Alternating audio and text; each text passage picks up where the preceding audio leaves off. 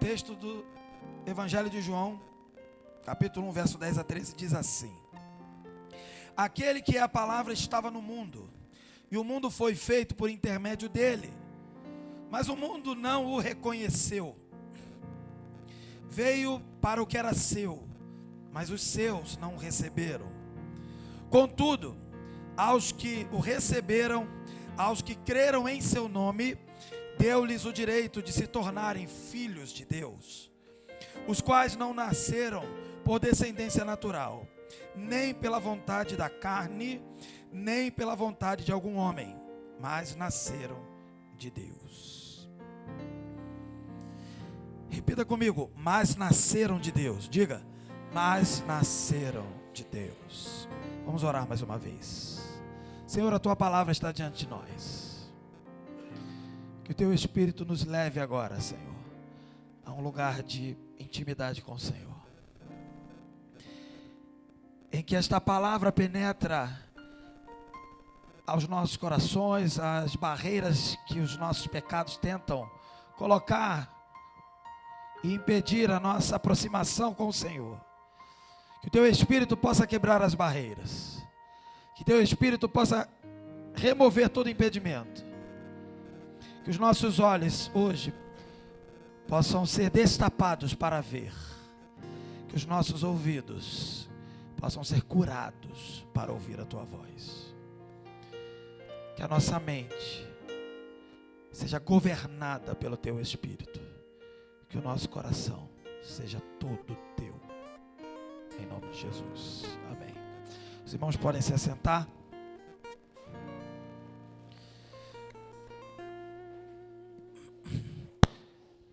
O título do nosso sermão também é o subtema de hoje. Tudo novo é ser filho de Deus. Repita comigo: tudo novo é ser filho de Deus. Nós estamos, nesses dias, aprendendo muitas coisas, muitas implicações, muitos efeitos que tudo novo da parte de Deus causa na nossa vida. Nós aprendemos no primeiro dia que tudo novo só é possível e só acontece na nossa vida porque começa em Deus, é a iniciativa de Deus. O Senhor nos escolheu e o Senhor nos chamou para responder ao Evangelho com fé e também com arrependimento. Depois, ontem à noite, nós aprendemos com o nosso querido pastor Mateus que tudo novo é o que Cristo faz. Eu digo faz porque ele realmente fez, e ele diz que está consumado, mas ele está fazendo, porque ele virá para buscar a sua igreja. Ele faz. E aí a gente pode aprender um pouco mais a respeito de regeneração, conversão, justificação. Entender que não há nada que a gente possa fazer para resolver o nosso problema, e foi Deus mesmo que fez. E somente pelo Filho dele, Jesus Cristo. A brincadeira da noite aí, o pessoal viu que tinha a ver, não tinha a ver, gente? Fez sentido ou não fez? E agora, no dia de hoje, a gente está já desde cedo discutindo, aprendendo sobre o que significa ser filho de Deus.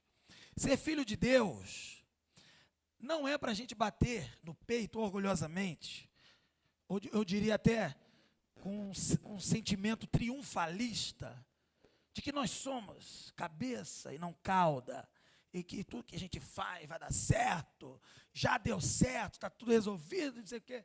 Não é bem isso. Porque se você lembra de ontem, ser filho de Deus tem que lembrar do que aprendeu ontem.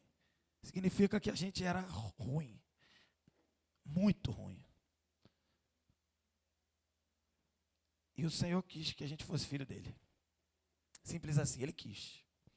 Então não tem por que a gente comemorar no sentido que nós somos filhos de Deus. A gente até canta aqui, né? Mas a gente tem que estar atento. Porque cantar eu sou filho de Deus tem mais a ver com quem é o pai do que quem é o filho. O valor de ser filho de Deus não é ser filho, mas é que existe um pai que nos traz valor, que nos atribui valor. Porque antes de sermos filhos de Deus, éramos filhos do diabo. Éramos filhos da ira. Éramos nós mesmos, você e eu. Então, a diferença o que faz a diferença não somos nós. Sempre fomos nós no meio dessa história. O que mudou a nossa história foi que o nosso Pai agora é Deus. E a gente então vai começar a reforçar isso agora. E muita gente pensa que o Evangelho, ele conclui os seus efeitos, a sua missão, quando ele produz um efeito fundamental, que é o perdão dos nossos pecados.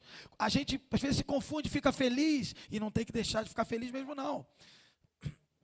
Quando a gente recebe o perdão. Mas se o Evangelho parasse no perdão, nós não teríamos um lugar. Nós não teríamos onde ficar. Nós estaríamos órfãos, perdoados, talvez livres da punição, da condenação, mas órfãos, sem um lugar, sem uma casa, sem um lugar à mesa para sentar, sem família. E o que Deus tem revelado na sua Escritura, desde Gênesis e Apocalipse, obviamente Ele tem revelado o Filho dele, mas o que o Espírito tem revelado também é que Deus se relaciona com amor, e amor é vivido numa realidade de família. Deus está mais preocupado em que sejamos família do que sejamos povo. Mas era preciso separar um povo, para que desse povo fosse extraída a família de Deus. Hoje, então, a gente pode perceber que se parássemos no perdão, não teríamos família.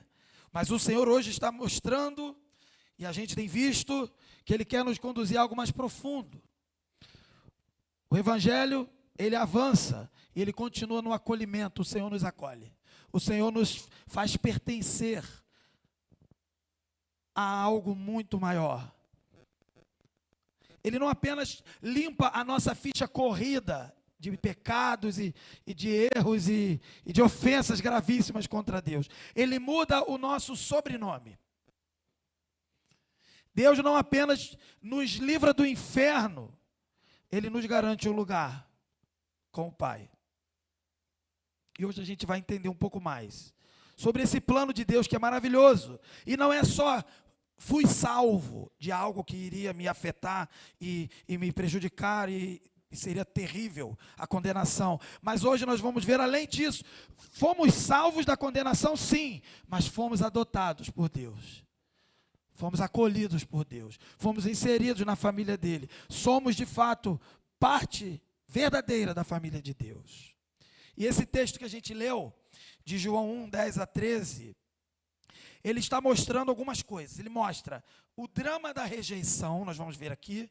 Ele mostra o milagre da adoção, porque se éramos inimigos de Deus, mortos em delitos e pecados, éramos repulsivos diante de Deus, agora Ele decide nos adotar. Isso só pode ser um milagre, não tem sentido nenhum. Não havia nada em nós que motivasse Deus nos adotar, Deus nos amar, Deus nos perdoar, Deus nos justificar. Nada. E a gente vai ver também a origem desse novo nascimento. E vamos perceber que também em Romanos, o texto que a gente também estudou, Romanos 8, Paulo, ele aplica isso para a nossa vida, e isso gera em nós responsabilidade. Vamos comemorar, celebrar que somos filhos de Deus, entender tudo isso. Mas para quê? Para viver como filhos e não como escravos. Isso tem uma diferença brutal. Tem gente que ainda até entendeu e recebeu o perdão, mas vive como escravo. Tem gente que quer viver como filho, mas nem perdão recebeu. Então veja, esse primeiro texto que eu li, João, esse primeiro capítulo do Evangelho de João, conhecidíssimo, prólogo do Evangelho de João, lindíssimo, profundo. Ele apresenta Jesus como o Logos de Deus, o Verbo, a razão última de todas as coisas, a causa de todas as coisas. Ele utiliza essa palavra, inclusive, justamente porque estava se comunicando com uma cultura, ainda que fosse judaica, também era uma cultura grega. E a palavra Logos é a razão e a explicação para todas as coisas. E sim, se você perceber e quiser entender o porquê das coisas, sempre será a resposta a Cristo, o Verbo. Por quê? Sofrimento na minha vida. Porque Cristo, porque isso revela Cristo, porque isso mostra Cristo, porque isso revela o poder de Deus através do Filho Jesus, o Verbo. É por causa de Cristo, é tudo sobre Cristo. E esse Cristo, ele vai avançando nesse capítulo, nesse prólogo, e ele vai mostrar algo que nós lemos aqui. Ele vai mostrar que ele veio para os seus, e houve então uma rejeição, mas também houve uma transformação. O Criador veio ao mundo que ele mesmo fez e foi rejeitado. E ao mesmo tempo, os que o recebem são feitos filhos. Veja, olha o que está escrito: aquele que é a palavra, ou seja, o Verbo, que estava no princípio com Deus, e era Deus, e é Deus, ele estava no mundo, ou seja, veio ao mundo. E o mundo foi feito por ele, ou seja, ele é o Criador. Mas o mundo não o reconheceu. Esse versículo vai nos mostrar algo triste. O mundo foi feito por ele, mas o mundo não identificou. Não identificou, ele está no mundo, ele está aqui, está entre nós. Isso é mais do que ignorância, é uma cegueira moral. Não é problema de vista, é problema de moral interna. A natureza pecaminosa do ser humano não enxergou o seu Criador. Você pode ter vida fora daqui, de algum lugar, mas pode estar morto dentro. Você pode estar, para todo mundo olhando para você por fora e achar que está tudo bom, mas está morto por dentro. Pode até ter religião, pode até ter uma religião interessante, que faz programações interessantes, retiro legal, mas não reconhecer o Criador como Senhor. A adoção começa quando Deus nos resgata, queridos. E Ele nos resgata dessa vida de órfão, cego, que não reconhece, que não identifica. Uma vida sem pai, sem casa, sem identidade, sem direção. Não sei para onde vou, não sei quem eu sou, não sei de onde vim. Receberam um alerta para a gente: dá para estar no lugar certo e ainda não ter recebido Jesus, querido. Dá para cantar louvores, dá para continuar longe. Tem gente que está cantando muito e está longe de Deus. Tem gente que está até no lugar certo, mas não está adiantando nada, porque não recebeu. Veio para que os seus não receberam. Dá até para chorar nos cultos, nas programações. Tem impactos tremendos. E continuar órfão, sem pai. Uma pergunta para a gente refletir, queridos. Você está perto de Jesus ou você recebeu Jesus? Veio para os que eram seus, mas os seus não receberam. Ele estava pertinho deles. Eles estavam perto de Jesus. Não receberam. É bom. Existe um hino que fala, né? Mais perto quero estar, não é isso? Do cantor cristão. Meu Deus, de ti. O quão perto precisamos estar? Aqueles caras ali daquela época estavam perto, mas também estavam longe. Então eu digo, pelo texto também, você está perto ou recebeu Jesus? A melhor resposta é: eu recebi Jesus. Por isso que a gente vê isso no versículo 12. O milagre da adoção, queridos, é receber e crer. Aí você pode falar assim: eu estou cansado de saber. Eu sei, a gente está cansado de saber, mas não faz, não vive. A gente está pertinho. Está igual Nicodemos no capítulo 3 de João. Está perto. Aí não chegou aonde tinha que chegar. não recebeu. Verso 12: contudo, aos que o receberam, e não é só receber, aos que o receberam, aos que creram em seu nome, deu-lhes o direito de se tornarem filhos de Deus. Aqui, queridos, está o coração do que a gente tem aprendido no dia de hoje. Receber não é ser favorável apenas, simpatizante. Tem religiões por aí com nome de igreja, com nome de um monte de coisa que dizem que Jesus é legal, que simpatizam com Jesus. Tem professores de universidade que ensinam a Bíblia e dizem até que Jesus falou coisas bonitas. Simpatizaram com Jesus. Receber não é simpatizar. Receber não é falar assim, ele gostou tanto de ir naquela igreja. Isso não é receber Jesus. Não é achar bonito.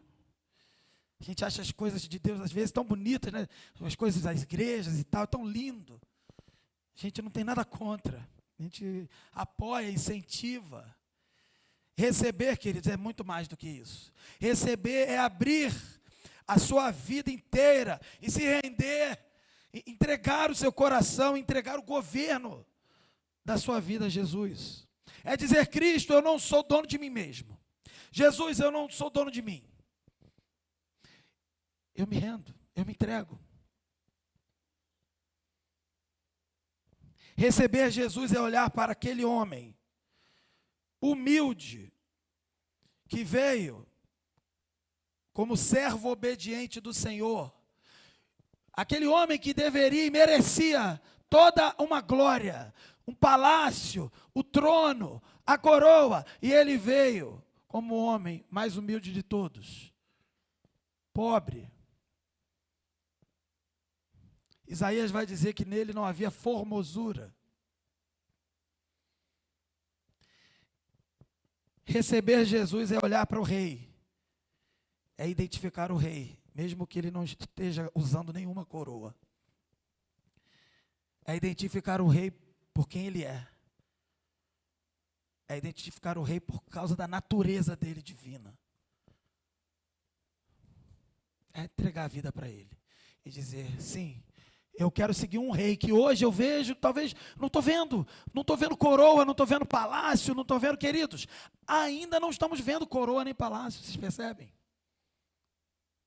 Hebreus vai dizer que isso só vai acontecer quando Jesus voltar. Ainda não estamos vendo coroa, não estamos vendo palácio, não estamos vendo uma carreata anunciando que o rei está vindo, não. Nós estamos vivendo essa realidade pela fé. Então, receber o rei é contrariar o que a gente está vendo. É contrariar o que a gente quer. A gente quer palácio, a gente quer um monte de coisa. É contrariar.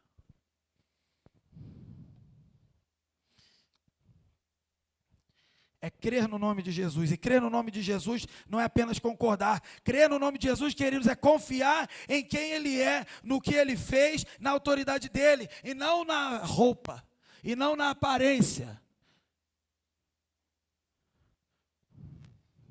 É abraçar Jesus como Salvador e Senhor. Tem gente que quer o Salvador e não quer o Senhor. É confiar ao ponto de entregar a sua vida por inteiro. E isso inclui tudo na sua vida. Tudo. Tem gente aqui, eu falo até muito dos jovens, dos adolescentes, mas todos nós. Tem gente que está fazendo planos, projetos 2026, vai arrebentar. Se você não trilhar dentro da agenda de Deus, não vai arrebentar, você vai se arrebentar. Tem gente que planejou, ó, 2026 eu vou emagrecer. Não é verdade? Tem gente planejando, focado em emagrecer.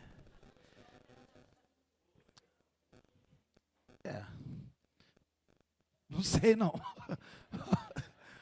Não posso te falar nada contigo. Mas tem gente que faz inúmeros planos. Tem gente que está colocando a esperança, a expectativa de que a sua vida vai dar certo, porque você vai fazer uma prova, vai passar nessa prova e vai ser bem sucedido, vai entrar no curso tal, no emprego tal. Tem gente que está colocando expectativa, vou falar um pouquinho para os mais velhos, no dinheiro que está guardando, nos investimentos, para poder aposentar e ter uma vida tranquila. Tem gente que está colocando a sua expectativa em ser um bom cidadão. Eu vou pagar minhas contas, não vou fazer mal para ninguém. Vai dar tudo certo. Querido, sinceramente, num país como o Brasil, ser bom cidadão é péssimo. Sinceramente. Ser bom cidadão no Brasil, dá tudo errado. Era melhor ser todo mundo ladrão, que ia dar certo, ia ter unanimidade. País de ladrão? Ai, não fala assim, pastor. O Brasil é um país abençoado por Jesus. É, se tiver crente ali. Tem gente que está contando que vou fazer assim, aí colocou lá, desenhou, planejou, e fala assim, Deus, abençoa, hein? Porque ó, eu tenho certeza que vai dar certo. Aí fala, se Deus quiser, ainda termina, e Ele há de querer, não é verdade? E Ele há de querer. É melhor falar logo assim, se Deus queremos, né? Tá bom. Queridos, a gente está fazendo muito plano. E na verdade, aqui o texto está dizendo que é preciso receber. É receber aquilo que vai te confrontar, vai te contrariar, vai contrariar a sua agenda. A minha agenda era fazer um monte de coisa, prova, concurso, guardar dinheiro, pagar conta, ser um bom cidadão, fazer tudo maravilhoso, que vai dar certo, meu irmão. Aí Deus vai lá e permite uma pandemia, muito louca essa pandemia, sinceramente, uma pandemia, metade doença, metade loucura das pessoas, e política no meio, e rapidamente, quando a gente viu, a gente não estava nem conseguindo entrar na igreja. De repente, caramba, e agora? A igreja fechou, tudo deu errado. O cara que contava com emprego, não existe mais emprego. Quem falava para você assim, faz concurso que vai dar certo. Nem concurso deu certo.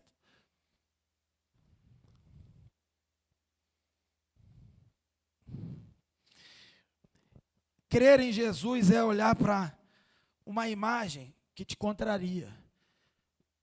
Um rei que não tem coroa, um rei que não tem trono, um rei que não está bem vestido a princípio.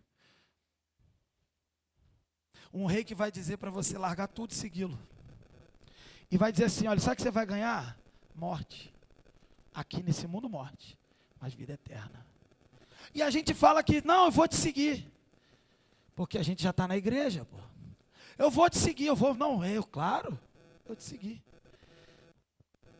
No domingo você está seguindo, na segunda você já está confiando lá no trabalho, no concurso, na prova, na loucura que tu arrumou para confiar. Impressionante. Não, pastor, que veja bem, seguir Jesus, poxa, eu tenho que resolver a vida. O jovem conversando com Jesus falou que tinha que enterrar o pai, não era isso? E quem lembra a história, o pai não tinha morrido, parecia que ele tinha morrido. O pai não tinha morrido, eu tinha que viver uma sociedade ali com meu pai, ajudar meu pai, trabalhar com ele, quando ele morrer, aí eu te sigo. A gente faz isso. Mas a gente quer cantar, sou filho de Deus. A gente quer que ele seja o nosso pai, que a gente tenha um lugar na mesa, que a gente esteja, né, todo mundo junto, como uma família. Só que precisa viver como filho de Deus. Como um filho de Deus deve viver. Fazendo planos. E confiando nos planos. Não, mas veja, não é errado fazer planos. Errado é confiar neles. Errado é confiar neles. Cuidado com as pegadinhas. Assim como a Bíblia fala que o amor ao dinheiro é a raiz de todos os males, o dinheiro não é problema, nunca vai ser. O amor ao dinheiro, o amor na coisa errada. Então, a confiança na coisa errada também vai dar problema. Confiar no plano, no teu projeto, e toda semana está lá, sou filho de Deus, aleluia. Na segunda, às vezes nem na segunda, no domingo, saiu da igreja, já está largou, já tira a roupa de filho, coloca a roupa de escravo de novo e vai viver escravo da tua semana, da tua vida, da nossa vida medíocre, de um cidadão desse mundo, desse lugar que a gente vive. Achando que o Brasil vai melhorar, vai piorar, vai ter eleição, não sei o quê. Aí um acredita que vai vir um Messias, aí o Messias foi preso, e aí não tem Messias que resolva ali. Aí tem o outro que também, sinceramente, não vou nem falar. Eu não sei como é que Deus vai fazer para resolver esse problema do país. O nosso país está tão ruim que é melhor a gente nem se preocupar com o nosso país, se preocupar com a gente mesmo. E aí você acredita, começa, porque o Brasil, não sei o quê, Brasil, meu amigo. Brasil nem Copa do Mundo ganha mais no futebol. Eu vim de uma época que ganhava 2, 3, 4, toda hora era campeão. Nem isso ganha mais. Mas eu não estou falando isso para você desistir do seu país. Não, não é isso. É você entender que as coisas são passageiras. Que aquela certeza que você tem e aquela confiança que você coloca em alguma coisa, isso passa. Tem gente que está firmado numa profissão, porque de repente conseguiu uma profissão que esse mundo acha legal. É um bom advogado, sei lá, ganha dinheiro com isso. Ou não, porque tem uns que sofrem. Aí você é um grande empresário, um grande médico da área da saúde, e está confiando nisso. O que adianta? Resolver a vida 80 anos. Se você viver 80 anos, resolvi. E está cantando todo domingo, sou filho de Deus. E durante a semana, sou escravo dessa vida aqui. Confiando nisso tudo aqui. Não é filho de Deus. Filho de Deus não é assim. Filho de Deus não faz isso. E é isso que eu queria ver aqui com você. O texto disse que os que receberam e creram, deu-lhes o direito de se tornarem filhos. Houve ali uma ação judicial que deu direito. Aqui há um destaque para a justificação, ainda que não esteja declaradamente escrito justificação. Deus declara essa pessoa justa, a gente aprendeu isso. E agora ela passa a ter um direito que ela não tinha, porque agora ela tem um novo status na realidade espiritual diante de Deus. Ela não tem mais a culpa, a condenação sobre ela, que já foi paga por Jesus, o Filho unigênito, e que também é primogênito, porque viriam os irmãos, e os irmãos são aqueles que creram, que receberam. São os outros filhos que seriam adotados. Por isso a adoção deu-lhes o direito de serem filhos. Deus, querido, te recebe como um filho. E a gente quer que Deus seja nosso Pai. E olhe lá, quando a gente vai na igreja no domingo. Ele é nosso Pai só lá. Lá eu tenho um lugar, a mesa. Mas a minha mesa que importa é a segunda-feira, a terça-feira, a quarta-feira. Que eu vou vivendo de qualquer jeito. E vou me emburacando um monte de coisa achando que vai dar certo. Deus, querido, não faz de você apenas um perdoado, Ele faz de você um filho. Veja, um filho. E sabe, um filho não vive de migalhas. E a gente quer voltar para a migalha. A gente recebe a bênção, o direito de ser filho do melhor pai do mundo. Filho de Deus. E a gente, antes do domingo acabar, a gente já está comendo a migalha desse mundo. Contando moedinha para dizer que vai viver melhor essa semana. É terrível. A gente precisa entender a realidade de ser filho de Deus. E não é ser pessoas que comemoram como grandes torcedores de um time, quando faz um gol e grita. A gente viu um jogo aí, teve um time que ganhou, ainda bem que foi o meu. Então, a gente comemora. Gente, já passou a minha alegria daquele gol, daquela vitória. Já acabou. Tem gente que está matando por causa de time, inclusive. Ou morrendo por causa de time. E a gente, quando menos percebe, a gente é sendo seduzido. O cheiro da escravidão passa no nosso nariz, a gente sente o cheiro, a gente vai atrás. E a gente fala que é filho de Deus. Eu queria mostrar uma coisa em Romanos para você. Pode passar que vai aparecer Romanos. Veja, Romanos 8.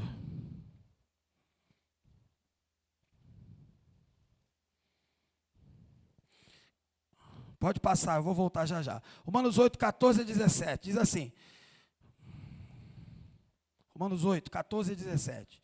Porque todos os que são guiados pelo Espírito de Deus são filhos de Deus. Só aí. Aqui já mostra que precisa ter uma atitude, uma vida condizente com a natureza de Deus.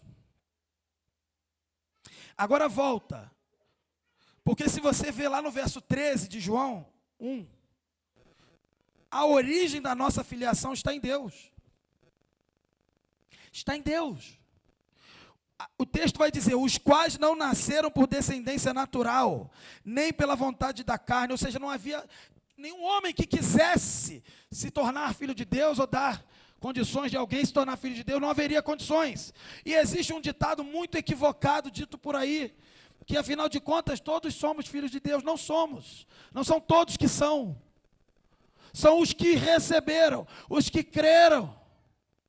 E aqui diz que não nasceram da descendência natural, o que me coloca numa situação muito perigosa, porque eu preciso resolver a minha situação com o meu Deus, e ainda assim como pai, que tenho 2 filhos, tenho que ajudar meus filhos a resolverem a sua situação. O fato de eu ser eventualmente filho de Deus, não vai garantir que um filho meu seja filho de Deus. Diz o texto que essas pessoas que são agora filhas de Deus, que têm o direito de se tornar filhas de Deus, que creram e receberam, essas pessoas, elas se tornaram, então, tiveram esse acesso a mudar essa sua realidade de filiação, porque foi a vontade do próprio Deus. Elas nasceram de Deus, nasceram de novo. Tudo novo precisa nascer de novo. Aí você fala assim, pastor, já nasci de novo. Sei de nada. Eu não sei de nada. Quem tem que saber é você. Eu não sei de você. E se alguém falar que sabe, do outro está errado. Porque a Bíblia não nos dá condições de saber de ninguém. A Bíblia dá assim, pelo fruto conhecereis a árvore. Você tem uma ideia, provavelmente, a gente vai confiando de maneira assim, bem abrangente. Agora, esse texto de Romanos, que a gente já iniciou, vai mostrar que é preciso ter características. E além de características, a certeza é interna. Ela não é externa.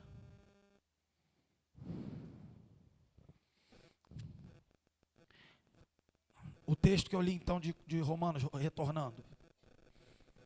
Guiados pelo Espírito de Deus. Esses que são guiados pelo Espírito de Deus. São filhos de Deus.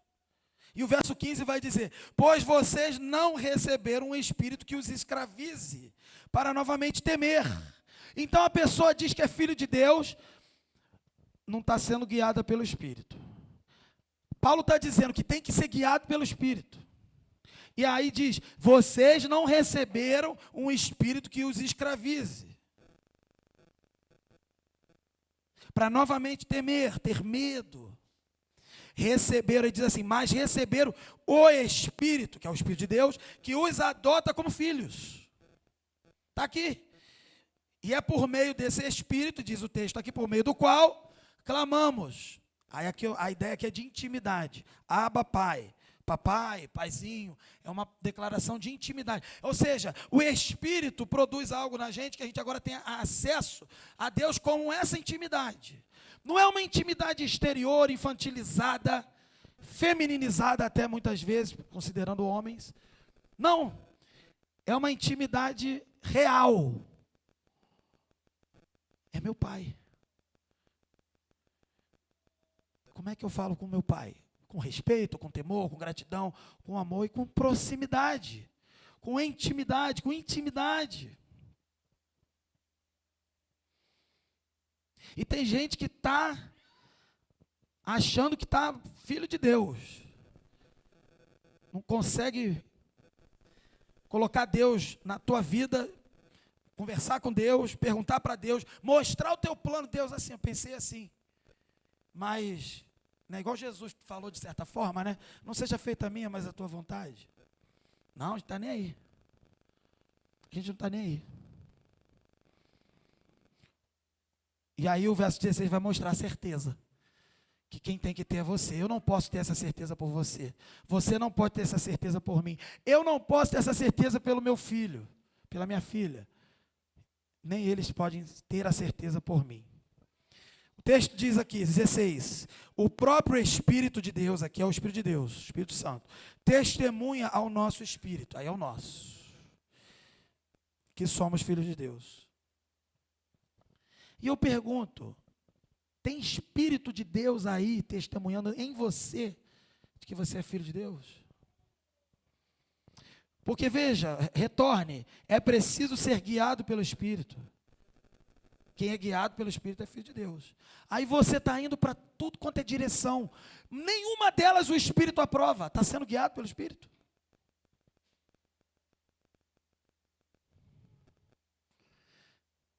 Pois vocês não receberam um Espírito que os escravize. Verso 15. Ou seja, então está vivendo como escravo. Pelo Espírito a gente tem intimidade, chama o nosso Deus de pai, de paizinho, de papai. E o Espírito de Deus confirma que a gente é filho dele.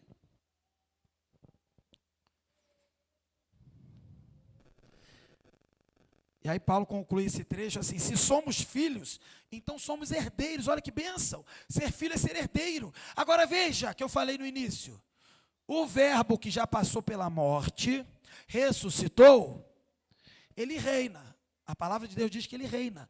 Mas o reino dele ainda é, de alguma forma, invisível. Espiritual. Eu não vejo coroa nem trono hoje. Então, ser herdeiro de algo invisível ainda.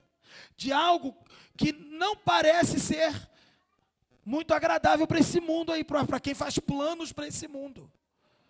Ser herdeiro, ser filho de Deus, é ser rico de forma espiritual, mesmo que seja pobre nesse mundo. Mas tem gente querendo ser rico aqui e trocando a sua filiação, abandonando, porque o que vale é aqui, 5 minutos de prazer, 80 anos de vida bem abastada que seja. O que é 80 anos de vida? O que são 80 anos comparados com a eternidade na presença de Deus ou não?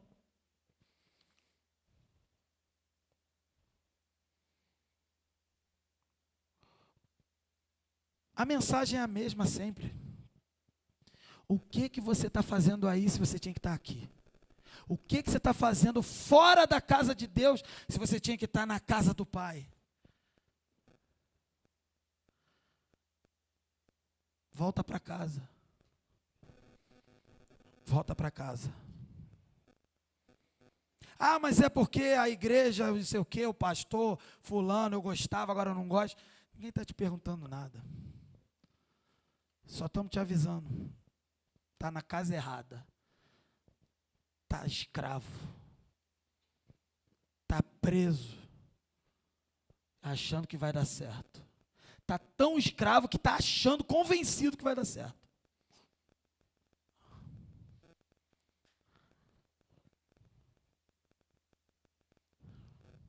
Quando eu preparei esse sermão, estudando, eu achei que eu ia trazer uma palavra assim de confiança, de que você é filho de Deus, fique tranquilo, vença a ansiedade, os medos e não sei o quê.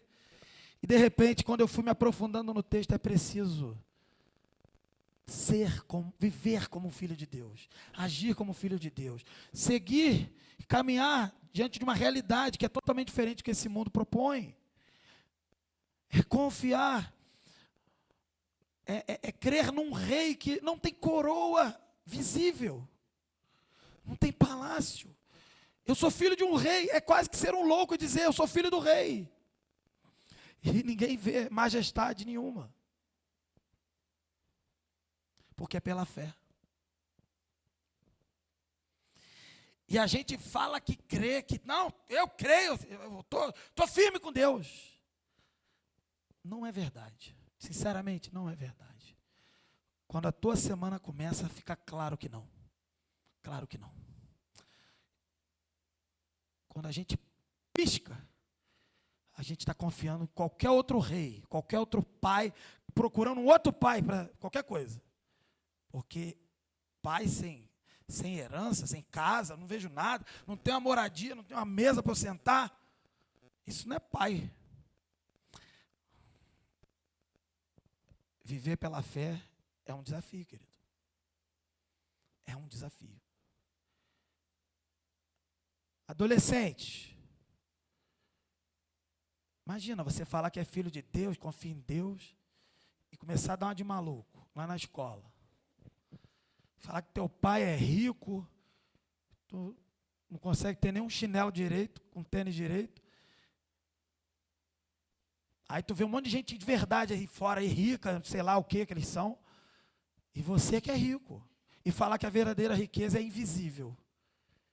E começar a falar para as pessoas que vale a pena abandonar a riqueza palpável e que está na frente delas, assim, ó, na mão, abandone isso para uma riqueza invisível pela fé. Vai dar certo falar isso com esses adolescentes aí? Eles vão te achar maluco.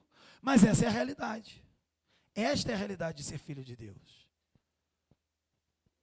Ser filho de Deus é quando Deus te chama para uma obra. E o mundo te chama para um projeto até excelente, financeiramente, profissionalmente. E aí você escolhe a obra de Deus. E não diz, e não aceita o convite que o mundo propôs.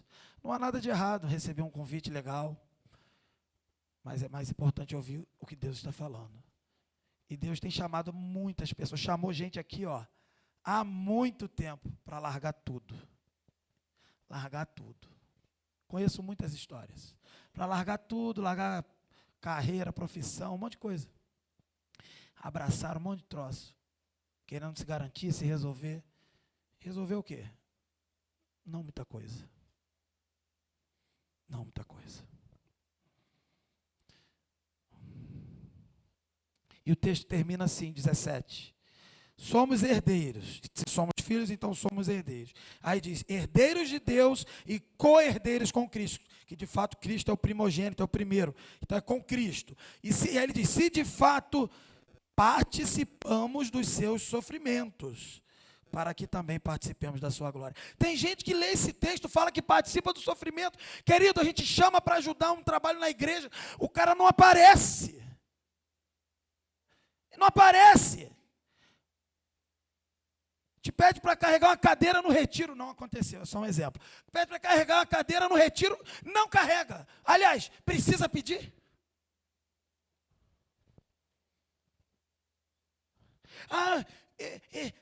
Eu não sabia. Sabia o quê? Está escrito aqui. Participar do sofrimento. Paulo está falando assim, 17, de novo. Se somos filhos, então somos herdeiros. Essa parte é boa, legal. Pode parecer loucura para o pessoal e ninguém vê. É espiritual, amém. Mas eu consigo crer nisso, beleza. Aí vem, herdeiros de Deus, herdeiros com Cristo. Se de fato, Paulo coloca em dúvida. Se de fato participamos dos seus sofrimentos. É óbvio que a gente está falando aqui de entregar a vida para Jesus. Mas entregar a vida para Jesus, querido, é como foi falado pelo pastor Mateus aqui, não é um culto agradável, um retiro emocionante, que você chora, vai lá na frente. E como eu costumo falar sempre para os jovens, chora tanto, sai meleca, não sei o quê, fica ali todo sujo, todo entreguei. E aí quando precisa sofrer, como Jesus sofre, ou seja, Jesus diz, quem quiser vir após mim, o que ele falou? Negue-se a si mesmo e o quê? E siga-me. E aí? Aí chega nessa hora, eu não quero. Eu sou filho de... Não quero. Só quero filho de Deus. Mas calma aí. Paulo está falando que o filho de Deus participa do sofrimento. E a gente está disputando, não está errado, mas entenda a nossa mente, como a gente quer conforto. A gente está disputando conforto nesse lugar. Eu quero é conforto, claro, a gente pagou, está certo. A gente quer conforto. Mas a vida do crente é sofrimento, é a luta, é participar do sofrimento de Jesus, é seguir Jesus, é ser como Jesus, porque seguir Jesus é ser como Ele. E ser como Ele ofende esse mundo. Ser como Ele é dizer assim, concurso público que se exploda, faculdade que se exploda. Não estou dizendo para você abandonar estudo, nada disso. Eu não confio nisso. A minha vida não está firmada nisso. Tem gente que está com a expectativa, só serei feliz se eu casar. Eu sou casamenteiro, me procure, eu ajudo. Não tem problema. Mas não vai ser feliz porque casou. Casando ou não casando vai ter tribulação, porque é tribulação o tempo inteiro, todo dia. E o cônjuge também é um atribulado. Sempre será. Que é um pecador, você está casando com um pecador, que vai dizer sim para você, mas ele está mentindo, porque ele é um pecador. Ele diz sim no altar, mas é um mentiroso. Tem um livro que fala isso, né? Quando pecadores dizem sim, que ensina a gente a entender sobre casamento dessa perspectiva. A não colocar expectativa no príncipe, na princesa, ou seja lá no que for. Tem gente que está com essa expectativa, tem gente que está com sonho.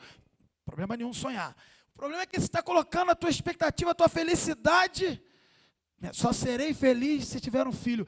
Tem uma personagem na Bíblia que disse assim, dá-me filhos se não morro. Sabe o que aconteceu com ela? Deus deu o filho e ela morreu.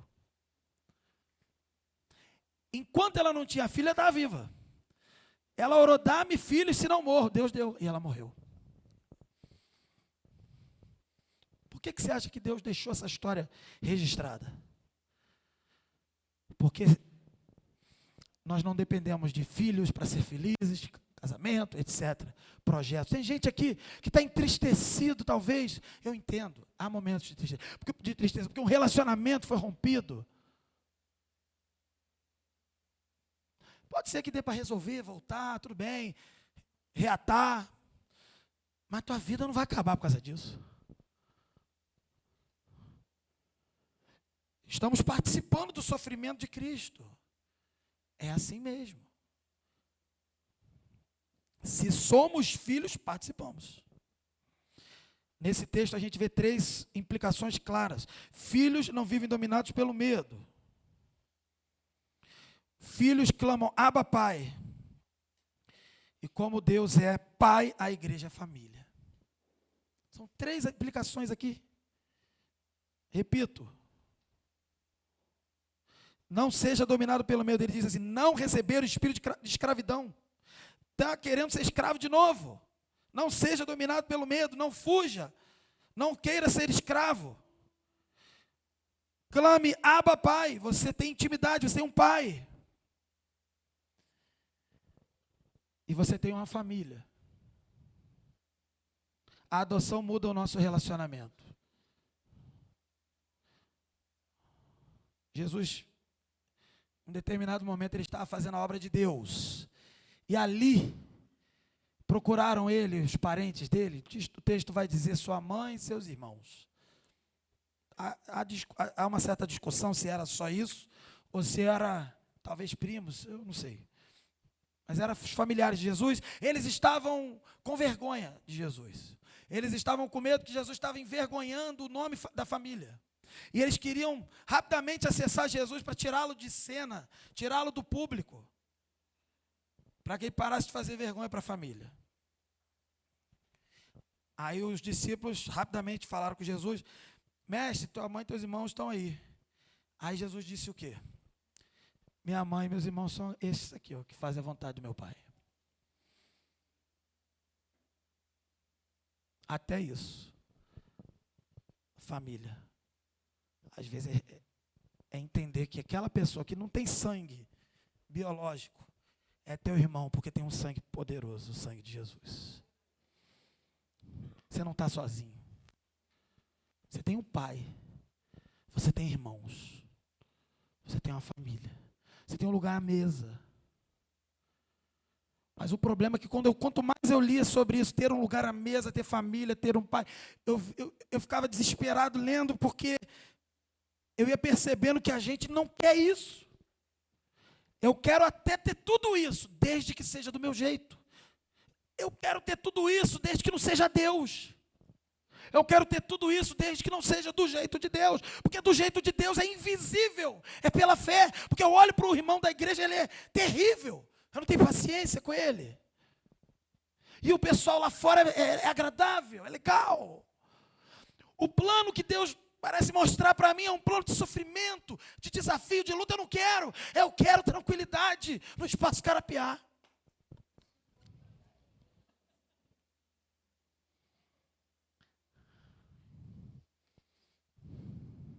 Êxodo 4:22 vai dizer assim: assim diz o Senhor, Israel é meu filho, meu primogênito.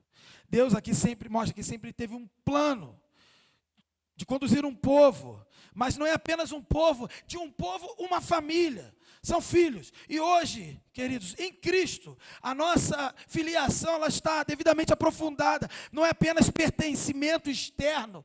Tem gente que está se apegando a pertencer externamente. Faço parte de um grupo de pessoas legal, faço parte de uma família legal da minha casa e tal. Faço parte de alguma coisa, todo mundo quer pertencer, isso é externo. O que é interno é o que Deus faz. Ele transforma a tua vida, Ele te ressuscita, Ele faz novas todas as coisas. Ele te transforma e faz você uma nova criatura, e te dá um pai de verdade, Ele é o pai. Tem gente que tem dificuldade de entender o que é ter um pai perfeito, porque teve experiências terríveis com um pai imperfeito, terreno. Esquece isso. Não fique apegado à escravidão imperfeita, terrena que você viveu. Apegue-se pela fé no verdadeiro pai. É relação de aliança. Deus tem uma aliança comigo e com você, é acesso, Ele te dá acesso, é herança, você é rico. É segurança, nada temerei.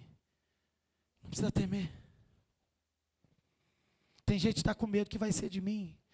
Vai ser de mim se der tudo errado na minha prova, no meu concurso, na minha família, se eu não casar, se eu casar, se eu resolver, se eu não resolver. Tem gente que casou, tem gente que descasou, e está todo mundo preocupado. Para com isso. Não ande ansioso pelo que comer, pelo que vestir, pois que primeiro o reino de Deus é sua justiça. E as demais coisas serão acrescentadas. Larga logo. Larga esse controle. Está querendo controlar a sua vida. Está querendo segurar, se agarrar, se segurando. Não. Solta. Quem está controlando é Deus. Quem está guiando é Deus. Aqui o texto que nós lemos diz que pessoas que são filhas de Deus são guiadas pelo Espírito. E você está querendo guiar o Espírito. Guiar Deus. Queridos, Deus não nos salva para nos deixar soltos, desconectados. Ele nos salvou, mas Ele nos ligou a Ele. Nós pertencemos a Ele. Ele nos coloca para dentro da sua casa. Éramos lixo imundo. Ele nos limpou, nos purificou, nos ressuscitou e nos chamou de filho. Vem, você é meu filho. Você é meu filho. Ele te colocou para dentro da tua casa, para a casa dele. Imagina você agora ter que colocar uma pessoa terrível, fedorenta, horrorosa, e aí você cuidar dela e trazer para dentro da sua casa. E depois dizer, você vai ser meu filho. É isso que Deus fez por nós e muito mais. Ele nos colocou para dentro de uma aliança, dentro da sua própria família. Então a gente precisa tomar algumas atitudes. Primeiro, não viva como órfão. Chega, está vivendo como órfão. Chega, você não é órfão. Ou então você fale sinceramente, olha, eu não sou filho de Deus, eu sou órfão mesmo, estou totalmente errado, preciso de ajuda. A gente vai te ajudar. Agora não viva como órfão. Você pode ser crente e ainda viver se comparando com seus irmãos, isso é ser órfão. Comparando a ele, tenho ou não tenho, poxa Deus, eu queria, não sei o quê. Para com isso. Você pode viver sendo crente, dizendo, nutrindo autopiedade, poxa vida, eu sou o mais miserável que sofre nesse mundo, porque Deus não me deu assim igual os outros, eu sou o pior que Deus me deu, poxa, Deus fica reclamando.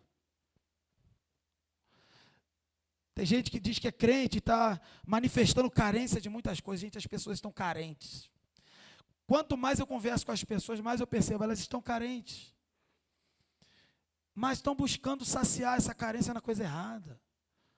Não vai saciar, resolver nada. A verdadeira carência nossa é do pai. E ele já disse: vem, filho, vem para casa. Vem para casa. Só que a gente está querendo outra coisa. E está dizendo que é crente. Tem gente que está dizendo que é crente e vive se isolando dos irmãos. Deus nos chamou não para o isolamento. Deus nos chamou para viver como família. E tem gente que diz que é crente e tem medo de gente. Jesus amou gente. Deus amou gente. Quem é filho de Deus tem que amar gente. Sabendo que não vale nada. Porque você também não valia. Troque as obras por relacionamento. Querido, tem gente que está querendo fazer muito. Fazer muita coisa. Escravo obedece. A pessoa, ela ainda está na ideia da escravidão. Aí ela obedece para tentar ser aceita. Não vai dar certo. O escravo obedece para ser aceito. Agora o filho, quem é filho, obedece porque foi aceito. Você obedece para ser aceito? Você está tentando ganhar alguma coisa? Então você é escravo. Agora filho, já foi aceito. E obedece por isso. Confia. O pai aponta um caminho que parece perigoso. Vai por ali. Mas eu estou com você. Aí o filho confia e vai. Quem fez isso com a perfeição? O Filho de Deus, Jesus. E é o que a gente tem que fazer também. O pai está falando, faça assim. Parece perigoso, parece sofrido. Não vou te enganar mesmo, não. É mais ou menos isso. Mas eu vou cuidar de você. Se você é filho, você vai. Porque o Filho de Deus foi. E eu queria encorajar você hoje a fazer um ato de fé e de família. Hoje, agora. A gente vai ter o luau, a gente vai ter algumas coisas ainda. Eu queria que você hoje perdoasse alguém. Alguém que está aqui ou não, perdoasse. Você tem alguém para perdoar? Eu queria que você, até se pudesse aqui, se for daqui, procurasse alguém. Se não for daqui, liga para ela. Fale com esse alguém. Eu queria que você também orasse com alguém. Chamasse para orar. É teu irmão. Eu queria que você, hoje ainda, servisse o seu irmão. Aí você está assim, como que eu vou servir meu irmão? Não deve estar sabendo fazer. Deve estar mal acostumado a não fazer. Não sabe nem por onde começar. Deus vai te esclarecer. Sirva seu irmão. Então vamos mais uma vez. Eu anotei aqui para a gente não esquecer. Perdoe alguém hoje. Procure alguém hoje. Ore com alguém hoje. E sirva alguém hoje. Se você entendeu que é filho de Deus e tem uma família, faz parte da família de Deus, você vai fazer isso. Porque, querido, adoção sem comunhão, adoção sem envolvimento com outras pessoas, sem família, é uma contradição. Não existe. E por último, substitua o falso controle por confiança. Comecei falando disso, termino falando disso. Filho não controla tudo. Filho não controla o pai. O filho confia no pai. Descansa no amor e no poder que esse pai tem. Quando eu era pequeno, meu pai está aqui. Quando eu era pequeno, eu achava que meu pai era um herói, né? Um super-herói. Pergunta, meu filho faz isso comigo. Ele pergunta, papai, você consegue fazer isso? Eu acho que não. A gente, como criança, precisa de segurança. E a gente, ingênuo, confia. E tem que confiar mesmo. Agora você vê, a gente cresce e vê que não é nada disso. Que todo mundo é frágil. Todo mundo é frágil. Mas essa é a realidade. Você tem um pai que realmente protege. Você tem um pai que realmente cuida de você. E ele aponta o caminho para você. Se você fazia quando era criança, Você pode fazer agora com Deus. Fiz até lembrar de uma música que eu não vou cantar, mas que diz assim: quero ser como criança. Lembra dessa música? Pessoal da velha guarda aí? Pode cantar então, tá cantando?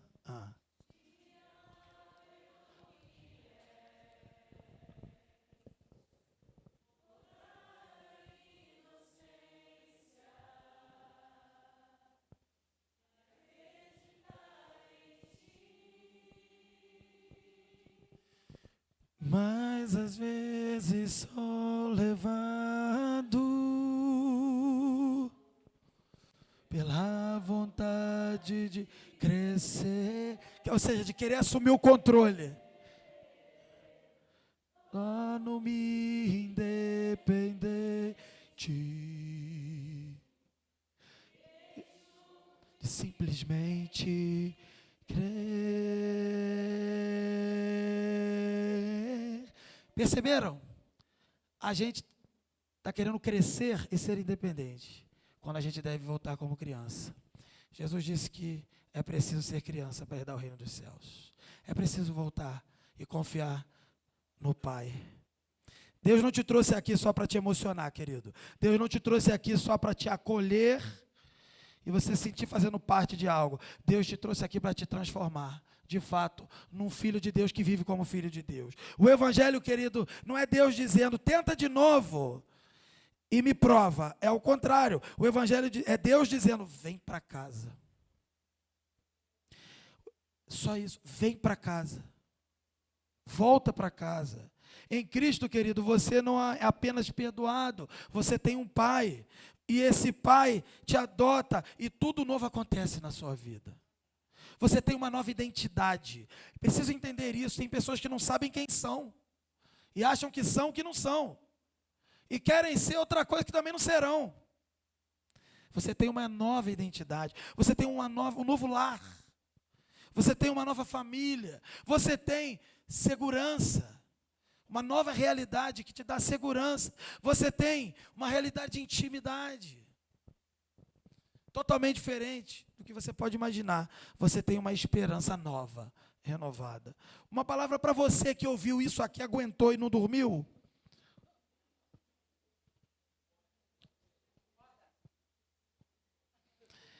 Essa palavra é para você que está percebendo que não tem pai. Está percebendo que tu não é filho. Está percebendo que tu não é de Deus ainda. Em outras palavras, a gente diz numa linguagem mais comum que você não é crente. Se você está percebendo isso, hoje é o dia de entregar sua vida para Jesus. Hoje é o dia de dizer, eu preciso de um pai. Eu quero um pai. Se tem essa possibilidade de ter um pai, eu quero um pai. É preciso crer, receber o verbo Jesus e crer nele. Crer no nome dele. Arrependa-se. Não dá. Algumas pessoas a gente olha, a gente vê aqui em outros lugares, são sempre as mesmas pessoas, fazendo as mesmas coisas. Até quando? E quando a gente vai para um lugar diferente, que são outras pessoas, elas são iguaizinhas às outras, que a gente estava falando.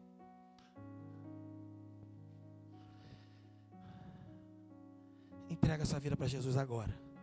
Não deixa nem para a hora do luau. É agora. Eu tenho vergonha. Faz parte da vida, do sofrimento humano, passar por algumas vergonhas. Eu não vou dizer que não é vergonhoso. Pode ser que seja. Para você. Para mim não é mais. E aí? Vai deixar de desfrutar de uma família, de um pai perfeito, de uma herança, porque eu estou com vergonha? O que vão pensar de mim? Meu irmão, o que Deus pensa de você? Tem gente preocupada com o que vão pensar. Deus pensa algo de você. O que Ele pensa de você? Volta para casa. o que o Espírito fala? Volta para casa. Não é volta para a primeira igreja batista de Campo Grande. Tem inúmeras igrejas, você escolhe. Mas volta para a casa do Pai. Não bota a culpa na igreja. Não bota a culpa no ser humano. Só se for você mesmo. Porque fulano me machucou. É lógico. Está vivo, respirando. Vai pecar, todo mundo pecador. Tu queria o quê? Que ele te salvasse? Que ele cuidasse de você? Que fizesse um carinho em você? Expectativa errada. Quem vai cuidar de você é o Pai, que fala: volta para casa. Quem tem um pai desse tamanho, não tem mais medo de nada, não tem vergonha. É como eu costumo dizer brincando para o pessoal: crente é sem vergonha, literalmente sem vergonha, não tem vergonha. Uma palavra para você que é crente, que acha assim: pô, graças a Deus que eu sou crente, não tenho problema com isso. Eu já vi alguém orando assim na Bíblia. Alguém falando assim: ainda bem que eu não sou como esse cara aí, ó. Ainda bem que eu já estou com tudo resolvido na minha vida. A vida eterna, querido, é conhecer a Deus por meio de Jesus. Talvez você esteja indo bem com isso, mas eu queria que você entendesse uma coisa: você também precisa entregar sua vida a Jesus. Como assim, pastor? Eu já entreguei. Não entregou. Porque essa entrega não é no dia que você vai lá na frente só. É todo dia. E todo dia você troca Jesus por outras coisas.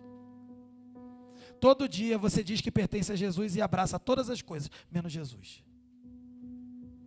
Desde as coisas mais secretas que só você sabe com Deus, há coisas que todo mundo vê e você não tem nem vergonha de esconder. Até conta para mim como se fosse uma coisa boa, e eu fico assim: ué, ele está pedindo ajuda? Não, ele está querendo até que eu orasse para agradecer, como se fosse uma benção. Eu fico: caramba, que loucura é essa? Deus está chamando a gente para entregar a nossa vida para Jesus. O Pai está falando: volta para casa. Talvez você já tenha recebido Jesus, mas tem vivido como se fosse escravo. Talvez seja isso o teu problema. Por que a gente tem essa tendência a voltar para o vômito? Por que a gente volta para a coisa errada? Por que a gente quer controlar o que a gente disse que já entregou para Deus? Hoje o Pai te chama: abandone a mentalidade de escravo, volte a viver como filho. Filho ama e também é amado. Olha que bênção. Filho é ensinado e também obedece. Filho é ajudado e é formado pelo Pai. Filho confia e se entrega por inteiro a esse Pai. Se isso que eu falei não se aplica a você, então você precisa voltar para casa. Você precisa de um Pai. Eu quero fazer 2 orações. Uma para você que entende que não é crente, e outra para você que está vivendo como escravo, ainda que seja um filho. E eu vou orar assim: Senhor, se você ora comigo, ora assim: Senhor, eu reconheço o meu pecado. Eu não posso me transformar num filho, mas o Senhor pode. E pela tua palavra que diz que aqueles que creram e receberam o teu filho, Senhor, eu também creio e recebo. Perdoa-me, Senhor. Salva-me, adota-me. E agora eu faço uma segunda oração. A oração do filho que está querendo viver como escravo.